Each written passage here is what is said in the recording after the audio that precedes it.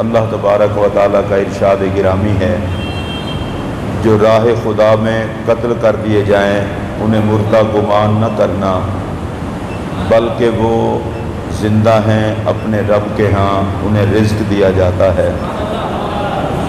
پچھلے جمعۃ المبارک پر شہداء اور شہادت کی فضائل آپ نے سماعت فرمائے۔ یہ آیت کریمہ نازل ہی اس لیے ہوئی کہ شہیدوں نے اللہ کی بارگاہ میں عرض کی، شہداء احد نے اپنا آخرت میں نعمتیں اور انعامات دیکھ کر کہ یا اللہ ہمیں پھر جانے دے واپس تاکہ ہم لوگوں کو بتائیں شہیدوں کا درجہ کیا ہے۔ اللہ نے فرمایا یہ تو ہمارا فیصلہ ہے کہ واپس نہیں جانا، تمہاری طرف سے میں رب ہو کے پچھلے لوگوں کو شہیدوں کا مقام بتا دیتا ہوں۔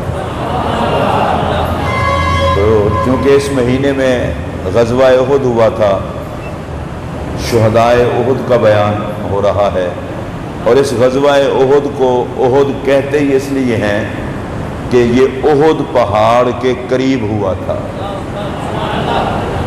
اور احد کو یہ شرف حاصل ہے۔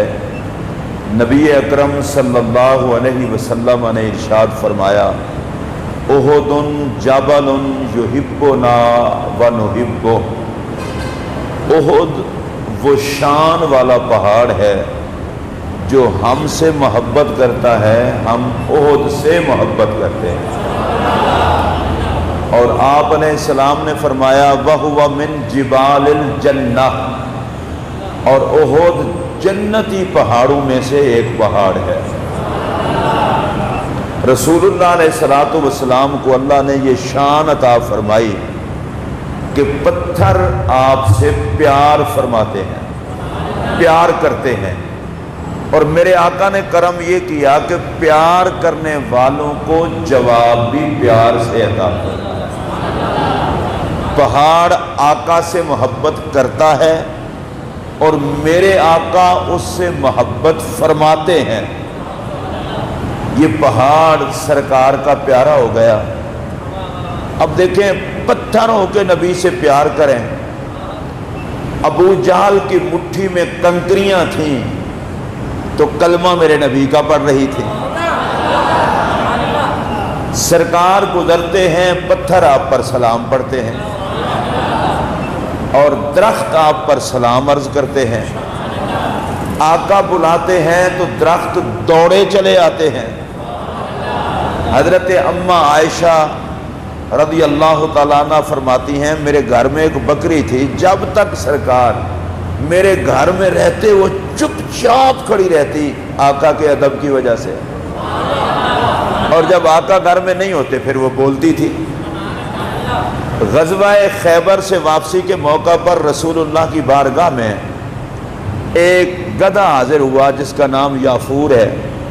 اس نے آ کر کہا، یا رسول اللہ صلی اللہ علیہ وسلم، میں جس پشت سے ہوں، میرے سابقین جتنا بھی بڑے گزرے ہیں ان پر نبیوں نے سواری کی ہے، یا رسول اللہ اپنی نسل میں آخری رہ گیا ہوں اور نبیوں میں آپ آخری رہ گئے ہیں،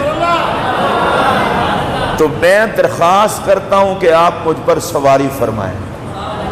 اور اس کے ساتھ اس نے اگلی بات بھی کی، اس نے کہا، یا رسول اللہ میں یہودی کی ملکیت میں تھا، میں نے آج تک اس کو سوار نہیں ہونے دیا، میں نے اپنی پشت کو بچا کے رکھا ہے آپ کی سواری کے لیے۔ ابو جہل جنگل میں ہے، اس نے دیکھا رسول اللہ علیہ السلام کا پاک بچپن ہے، تشریف فرما ہے، اس نے سواری کو بٹھایا اور جناب محمد الرسول اللہ صلی اللہ علیہ وسلم کو اپنے پیچھے بٹھا لیا۔ سواری کو اٹھا کے تھک گیا، اس نے اٹھنے کا نام نہ لیا۔ اللہ تعالیٰ نے سواری کو زبان دی، وہ پکار اٹھی، هو الامام کیف یکون خلف المقتدی، ابو جہل تیری مت مارے گی، وہ نبیوں کا امام ہے، تو اسے پیٹ کرے گا تو میں تیری سواری تھوڑی بنوں گی۔ حضرت سیدہ حلیمہ سعدیہ جب سواری پر سوار کر کے رسول اللہ کو لے جا رہی تھی اپنے قبیلے میں اور اپنے گھر میں، تو وہ سواری کہہ رہی تھی کہ میں کتنی خوش قسمت ہوں، میری پشت پر نبیوں کا سردار جلوہ گر ہے۔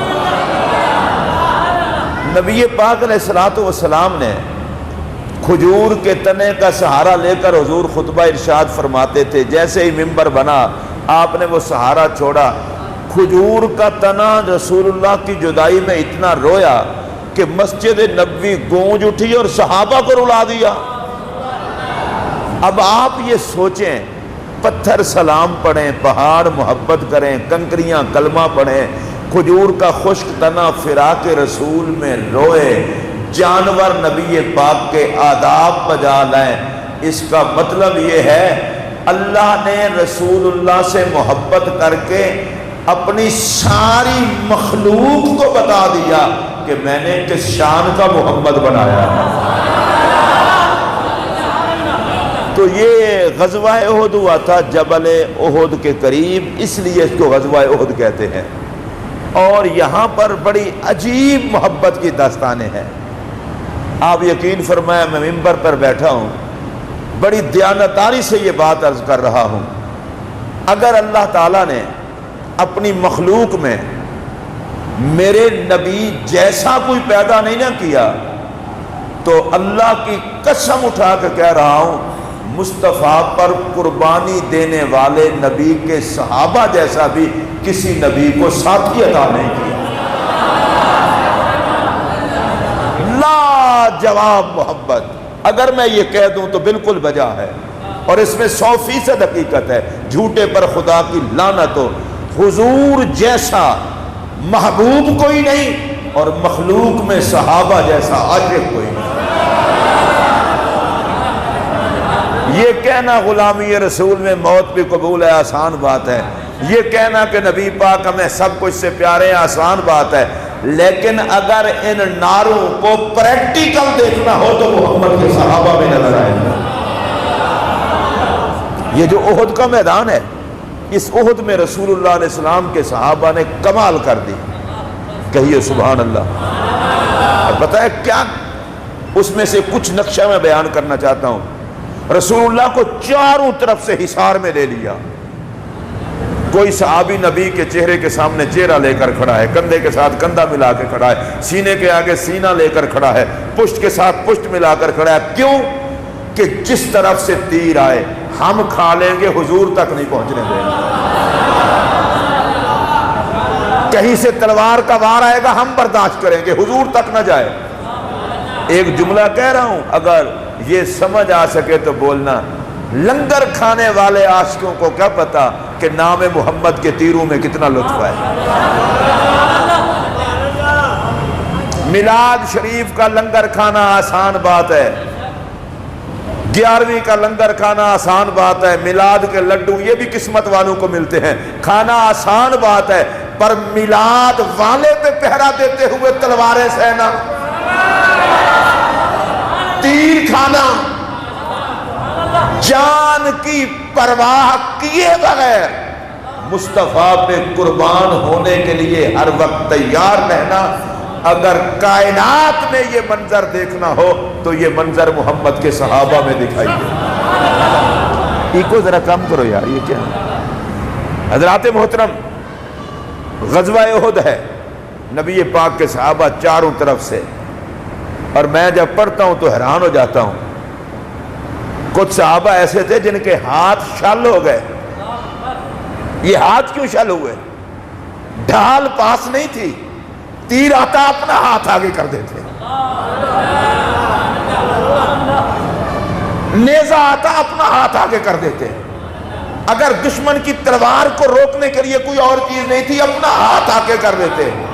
صحابہ سے کوئی پوچھے تمہارا ہاتھ لوہے کا بنا ہوا ہے، اس کو تیر نہیں لگتا، اس کو نیزہ نہیں لگتا، تلوار نہیں لگتی۔ انہوں نے کہا مت ماری گئی تمہاری وہ عشق کی کیا جو محبوب پہ قربان ہونا نہ سکھائے۔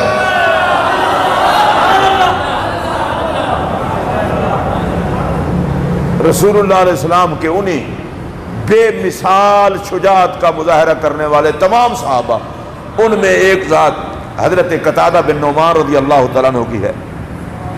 یہ رسول اللہ علیہ السلام کے چہرے کے سامنے اپنا چہرہ لے کے کھڑے تھے، تیر مجھے لگ جائے میرے نبی کو نہ لگے۔ اب دو روایتیں ہیں، ایک روایت یہ ہے کہ ان کی آنکھ پر تیر لگا اور ایک آنکھ کا ڈھیلا نکلا، اور ایک یہ ہے کہ دونوں ڈھیلے نکلے، آنکھوں پر تیر لگے، ڈھیلے باہر نکلے۔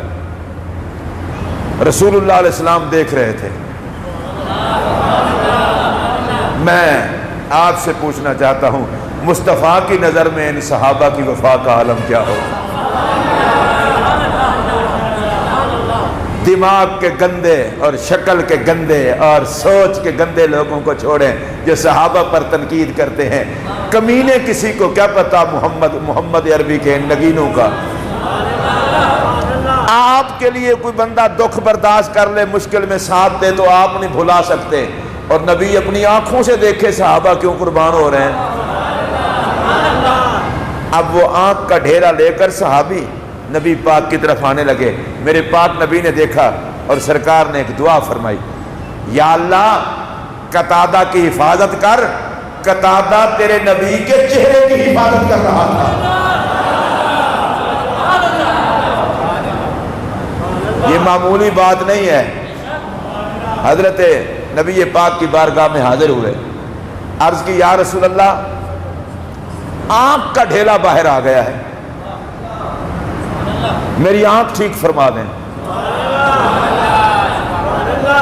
اب رسول اللہ علیہ السلام نے یہ نہیں فرمایا کہ آنکھ دینا اللہ کا کام ہے، میرا کام نہیں ہے، میں نبی ہوں، ڈاکٹر نہیں ہوں، میں کوئی سرجن نہیں ہوں، میرا کام ہے مسئلے بتانا۔ میں بڑے دکھ سے یہ بات کہہ رہا ہوں، دیوبندی وہابی شیعہ سنی میں اس چکر میں نہیں پڑھنا چاہتا۔ حیا نہیں آتی اس مولوی کو جو امتی کہلا کے کہتا ہے نبی سے مانگنا شرک ہے۔ یہ صحابی نبی سے آنکھ مانگ رہے ہیں، یہ بریلوی دیوبندی سنی وہابی شیعہ سے پہلے کی باتیں ہیں۔ یہ نہ دیوبند کے فارغ ہیں نہ بریلی کے فارغ ہیں، یہ تو محمد عربی کے شاگرد ہیں۔ اور کیا کہہ رہے ہیں حضور آنکھ دے دیں؟ سبحان اللہ کہہ سکتے ہیں؟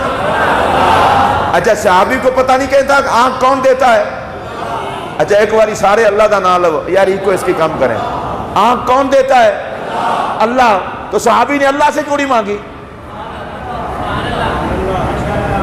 اور آج کل لوگوں کو بڑا گھمنڈ ہے، جی ہمارا جب رب ہے، ہمارا جب رب سے تعلق ہے۔ اور میں نے کہا عقل کے اندھے، قیامت تک کوئی بندہ جس مرتبے پر مرضی پہنچ جائے اس کا رب سے وہ رابطہ اور قرب نہیں ہے جو محمد کے صحابہ کا تھا۔ آقا کی ساری امت کے اولیاء میں کوئی ولی بھی ایسا نہیں جو صحابی کے مقام اور مرتبے کو پہنچ سکے، کوئی ولی ایسا نہیں۔ اور صحابی حضور علیہ السلام سے جنت مانگ رہے ہیں، آنکھ مانگ رہے ہیں۔ اس کا مطلب یہ ہے نبی سے آنکھ مانگنا، سوال کرنا، بد نصیب نبی سے نہیں مانگتے، خوش نصیب مانگتے ہیں۔ اور آج کل پتہ ہے چکر کے جی اللہ سے مانگو، اللہ سے مانگو۔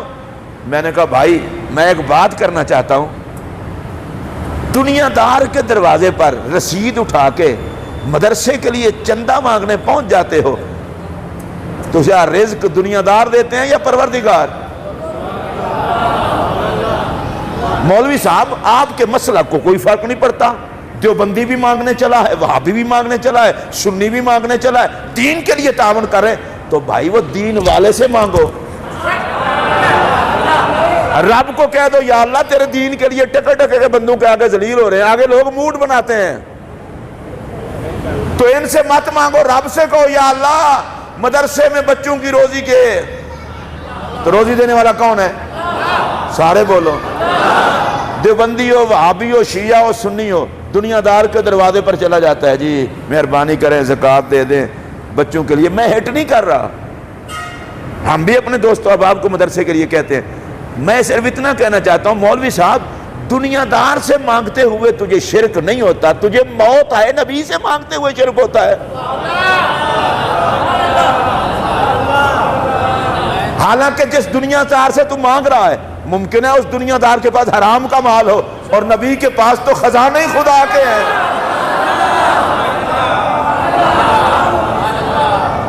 ٹکے ٹکے کے بندوں سے مانگنے سے تجھے کچھ نہیں ہوتا، تیری توحید کو کچھ نہیں ہوتا، تجھے موت پڑتی ہے محمد سے مانگنے ہوئے۔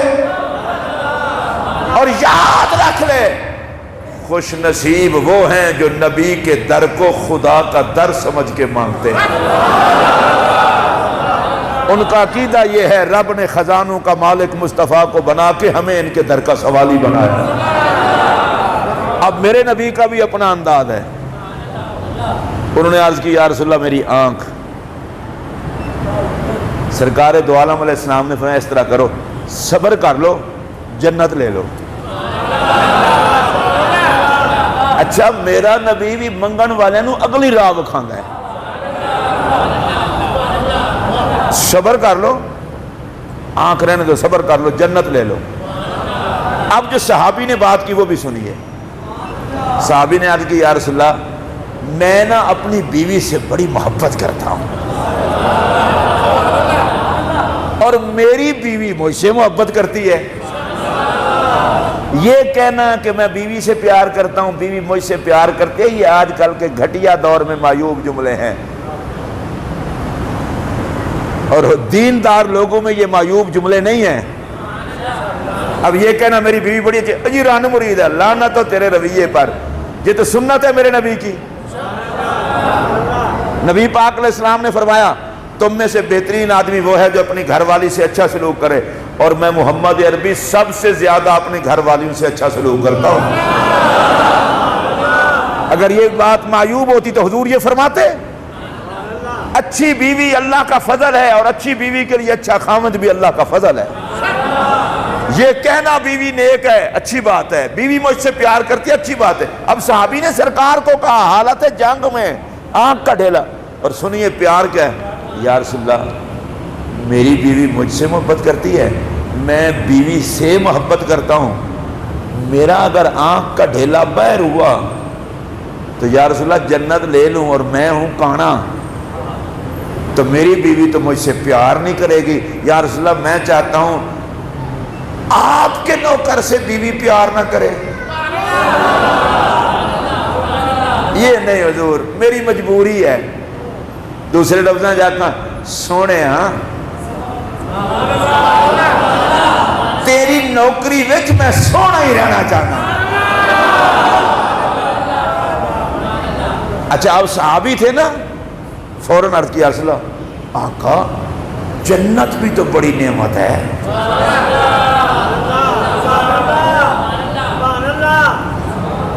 وہ کسی نے کہا تھا ادھر ان کا روزہ ادھر ان کی جالی، نہ یہ ہاتھ خالی نہ یہ ہاتھ خالی۔ صحابی آکے اور نبی پاک نے گل تو آپ چھڑیے پھر دونوں چیزیں ہی لے لینے ہیں۔ عرض کی آقا جنت تو نعمت ہی بڑی ہے۔ یا رسول اللہ اس طرح کرے مہربانی فرما دیں، آنکھ میری مجبوری کی وجہ سے دے دیں اور جنت رب سے لے دیں۔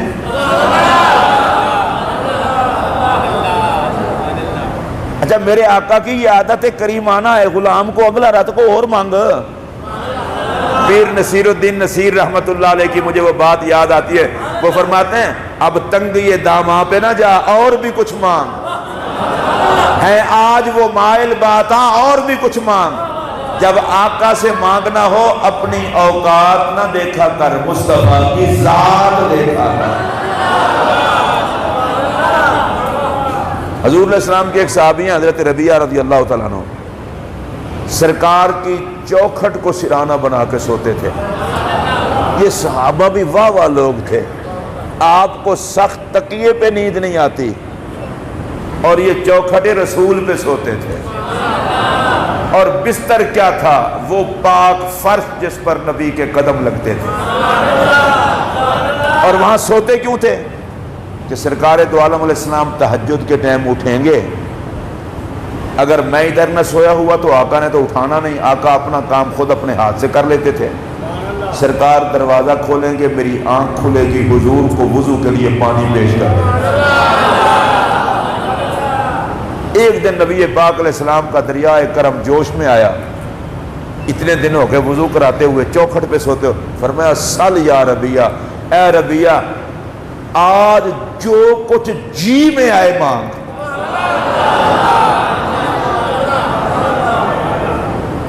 اس طرح کی محدثین نے یہاں پر بڑی خوبصورت بات کی ہے، فرمایا اس طرح کی کھلی چھٹی مانگنے میں وہی دے سکتا ہے جو کونین کا مالک ہو۔ سرکار نے یہ نہیں فرمایا یہ مانگنا، انہوں نے فرمایا جو جی چاہے مانگ، اس لیے کہ جو خدا کے خزانوں کا مالک ہو اور جس کے ہاتھ کو رب اپنا ہاتھ کہے، پھر اس ہاتھ میں کمی کس چیز کی؟ اچھا آگے بھی صحابی تھے، وہ ٹینشن کا شکار نہیں ہوئے، نبی سے مانگوں، لانتی کو حیا کر، امت کو کس طرف لگا رہا ہے۔ صحابہ کا انداز دیکھ، فوراً کہا اسألک مرافقتک فی الجنہ، یا رسول اللہ آپ کی چوکھٹ اتنا پسند ہے، ادھر بھی آپ کا چوکیدار، جنت میں بھی آپ کا چوکیدار، بس یہ چوکیداری عطا کر دیں۔ اچھا اب میرے نبی نے کیا فرمایا سنیے، فرمایا اب غیر ذالک، چل کچھ اور بھی مانگ لے۔ عادت ہے نا میرے نبی کی، غلام کو کہنا اور مانگ۔ رسول اللہ علیہ السلام کی بارگاہ میں ایک بندہ حاضر ہوا اور اس نے سوال کیا، نبی پاک علیہ السلام خاموش رہے، اس نے پھر سوال کیا، سرکار خاموش رہے، اس نے تیسری مرتبہ پھر سوال کیا، تو میرے نبی نے باقاعدہ فرمایا سل ما شئت یا عرابیو، اے عرابی جو تیرا جی چاہے مانگ ہم دیں گے۔ حضور مولا کائنات سیدنا علی المرتضیٰ کرم اللہ وجہ الکریم راوی ہیں، وہ فرماتے فغبتنا، ہمیں اس کے مقدر پہ رشک آیا، اساں کیا نصیب مال ہیں، تینوں پاک نبی نے فرما دیتا ہے جو جی چاہے مانگ۔ کہتے ہیں ہم نے سوچا الان یسأل الجنہ، ابھی جنت مانگے گا ابھی لے لے گا، تو میرے نبی بانٹنے میں، دینے میں اور اپنی بارگاہ میں حاضر ہونے والوں کہتے ہیں پھر منگنا جیتے کھول کے منگو۔ اور اس صحابی نے بھی کمال کی، یا رسول اللہ آنکھ میرے مانگنے پر دے دیں، جنت رب سے لے کے دے دیں۔ اب سنیے جب اتنا بات عرض کی نا تو سرکار نے فوراً فرمایا قطادہ ہم نے کر دیا۔ سرکار نے آنکھ پر لعاب لگا کے آنکھ کو لگا دیا، اندر دیکھنے لگ گئی اور وہ آنکھ دوسری آنکھ سے زیادہ سونی ہو گئی۔ اور حضرت قتادہ کہتے ہیں جب سے نبی نے لعاب دہن لگا کے اسے رکھا تھا اس کے بعد میری دوسری آنکھ تو کبھی کبھی دکھتی تھی، یہ اڑ کے کبھی دکھی بھی نہیں۔ پیار سے کہیے سبحان اللہ۔ اور یہ دوسری آنکھ سے سونی بھی زیادہ لگتی تھی۔ اب اس پر ایک جملہ کہنا چاہتا ہوں، پیار سے سنیے۔ کیوں؟ حضرت قتادہ نے کہا تھا نا یا رسول اللہ میری بیوی بڑا پیار کرتی ہے، اگر یہ آنکھ نہ ہوئی میں کانا لگا تو وہ پیار نہیں کرے گی۔ حضور نے فرمایا واہ، ہم تیری اس آنکھ کو ہمارے نام پہ نکلی ہے نا، تو نے چہرہ محمد پہ حفاظت کرتے ہوئے آنکھ کی قربانی دی ہے نا، اس کو اس سے زیادہ سونا کر دیں گے، تو پہلے سے بھی زیادہ سونا لگے گا۔ اور اس کے ساتھ میرے نبی نے آنکھ بھی عطا فرما دی، جنت بھی عطا فرما دی۔ رسول اللہ علیہ السلام کے ایک اور صحابی ہیں، ان کا نام ہے حضرت سعد بن ابی وقاص رضی اللہ تعالی عنہ۔ یہ وہ نبی پاک کے صحابی ہیں جن کے لیے میرے نبی نے دعا کی تھی اللہم سدد رمیہ واستجب دعوتہ، یا اللہ حضرت سعد کے تیر کے نشانے کو ٹھیک کر دے اور سعد کی دعا کو قبول کر لینا۔ ان کو میرے پاک نبی نے علیہ السلام، یہ اس ڈیوٹی پر تھے کہ سرکار کا دفاع کر رہے تھے، کافروں پہ تیر چلا رہے تھے، اور ان کو ایک اعزاز یہ بھی نصیب ہوا، جب ان کے اپنے تیر ختم ہو گئے تو سرکار ان کو تیر خود دیتے تھے، اور سرکار تیر دیتے، فرماتے کیا تھے؟ ارم یا سعد فدا کا ابی و امی، اے سعد تیر چلا، تجھ پر مجھ محمد کے ماں باپ قربان ہو گئے۔ یہ اعزاز اتنا بڑا ہے، بند روڈ پہ سنا تو جا سکتا ہے، شاید اس کو سمجھا نہ جا سکے۔ بھئی غلام کو میرا نبی کہے تیر چلا، تجھ پر میرے ماں باپ قربان ہو جائیں، اس کو سمجھنے کے لیے بند روڈ کا کوئی چکر نہیں، ایمان کی آنکھیں کھولیں۔ کائنات کا ہر اونچے سے اونچا بندہ جو عزت والا ہے وہ کہتا ہے میرا سب کچھ نبی پاک پر قربان، اور نبی پاک فرماتے ہیں سعد میرے دشمنوں پر تیر چلا، تجھ پر مجھ محمد عربی کے ماں باپ قربان ہو جائیں۔ یہ کتنی عزت ہے حضرت سعد کی، اور آپ نے اس دن کتنے تیر چلائے؟ 1000 تیر حضرت سعد نے چلایا ہے، سبحان اللہ، اور اونچی آواز سے۔ اور کمال کیا ہوا کہ حضرت سعد کا ایک تیر بھی خطا نہیں ہوا، اس لیے کہ میرے نبی نے دعا جو کر دی تھی، یا اللہ سعد کا نشانہ سیدھا رہے۔ حضرت سعد کہتے ہیں 1000 تیر چلایا، کوئی ایک تیر بھی خطا نہیں ہوا، اس میں سعد کی مہارت کا کمال نہیں، مصطفیٰ کی عنایت کا کمال۔ اور حضرت مولا کائنات سیدنا علی المرتضیٰ کرم اللہ وجہہ الکریم آپ فرماتے ہیں کہ میں نے اس سے پہلے یہ نہیں سنا تھا، اس سے پہلے میں نے نہیں سنا تھا کہ سرکار نے کسی کو فرمایا ہو کہ تجھ پر میرے ماں باپ قربان ہوں۔ یہ احد والے دن سعد کا ہی مقدر بنا۔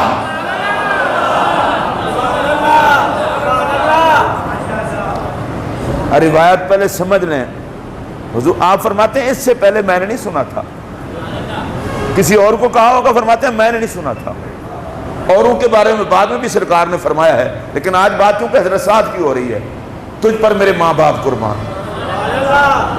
میں رک کے اس لیے گیا ہوں، آپ ذرا تھوڑی دیر کے لیے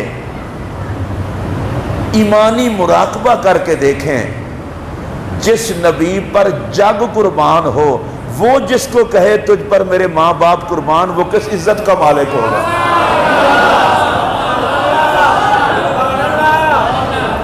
اور اس کے لیے ایک دوسرا نقطہ بھی سمجھیے، اگر غلام نبی سے پیار کرتے ہیں تو میرا نبی پیار کا جواب کس پیار سے دیتا ہے؟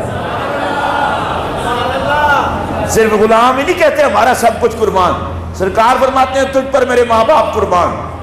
اور تیسرا نقطہ، ایک مقام پر 1000 مرتبہ حضرت سعد تیر چلائیں اور 1000 مرتبہ میرا نبی کہے تجھ پر میرے ماں باپ قربان، اس کا مطلب یہ ہے خدا کی مخلوق میں یہ اعزاز صرف حضرت سعد کو حاصل ہے کہ ایک دن میں 1000 مرتبہ میرے نبی نے کہا سعد تجھ پر میرے ماں باپ قربان ہو گئے۔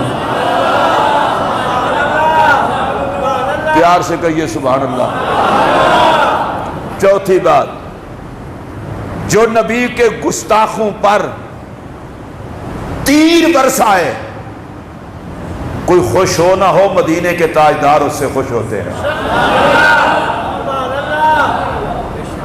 چوتھی بات، مصطفیٰ کی عظمت کے دفاع کے لیے ہر کوئی آگے نہیں آتا، جن پر اللہ کا فضل ہوتا ہے محمد کی پہرے داری انہی کے حصے میں آتی ہے۔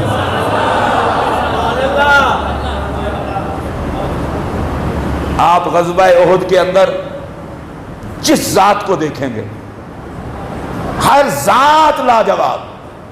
حضرت ابو دجانہ جن کو نبی پاک علیہ الصلوۃ والسلام نے سرکار نے اپنی تلوار لی اور تلوار لے کے کہا کون ہے جو میری یہ تلوار لے اس بات کی ضمانت دے کر حلف دے کر کہ اس تلوار کا حق ادا کرے گا۔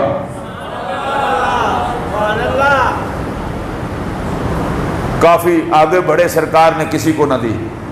حضرت ابو دجانہ آگے بڑھے، عرض کی یا رسول اللہ صلی اللہ علیہ وسلم اس کا حق کیا ہے؟ فرمایا اس کا حق یہ ہے کہ دشمنوں پہ اتنا چلاؤ کہ یہ تلوار ٹیڑھی ہو جائے۔ عرض کی یا رسول اللہ میں اس کا حق ادا کروں گا۔ پیار سے کہیے سبحان اللہ۔ یہ آپ جس صحابی کی تاریخ کو دیکھتے جائیں گے، آج میں حضرت سید الشہداء حضرت امیر حمزہ کو سلام عرض کرنا چاہتا تھا، وہ پھر اگلے جمعہ پر، وہ سردار ہیں نا سارے شہیدوں کے، احد کا لاڑا اور دولہا ہے، جس دن ان کی بات ہوگی بس ان کی ہوگی۔ وہ ایک چیپٹر ہی علیحدہ ہے، وہ شہداء میں ایک شہید ہی وکھرا ہے، لیکن ان کی عظمت اپنی جگہ۔ احد کے صحابہ میں، احد کے شہیدوں میں، میں اللہ کی قسم اٹھا کے کہہ رہا ہوں جس کو بھی آپ دیکھیں گے وہ میرے نبی پر پروانہ وار قربان ہو رہا ہے۔ اچھا یہ میں بار بار ساری باتیں اس لیے بھی دہراتا ہوں، یہ اردو کی چند کتابڑیاں پڑھنے والے بے وقوف قسم کے لوگ طرح طرح کی باتیں کرتے ہیں، جی یہ ہو گیا، جی وہ ہو گیا، جی وہ ہو گیا، یہ ہو گیا، وہ جنگ احد میں یہ ہوا، کچھ بھی نہیں ہوا۔ جنگ احد میں شریک ایک بھی نبی کا صحابی ایسا نہیں جس سے خدا خوش نہ ہو۔ پاگلو غلط باتیں کر کے اپنا منہ کالا نہ کیا کرو۔ صحابہ اکرام ہوں یا اہل بیت ہوں اوقات میں رہیں، اور خدا کی قسم ان کی حضرت عمرو بن جموح رضی اللہ تعالیٰ عنہ، اور اگلے جمعہ میں کچھ خواتین کا تذکرہ بھی کروں گا۔ آپ حیران ہو جائیں گے کہ رسول اللہ علیہ السلام کے صحابہ ہوں یا صحابیات ہوں، ہمیں صرف ان سے اپنے نبی سے محبت کا طریقہ سیکھنا چاہیے، اپنے نبی پر قربان ہونے کا طریقہ سیکھنا چاہیے۔ انشاءاللہ اگلے جمعہ پر بات ہوگی۔ اچھا میری یہ خواہش ہے اگلا جمعہ بعد نماز عشاء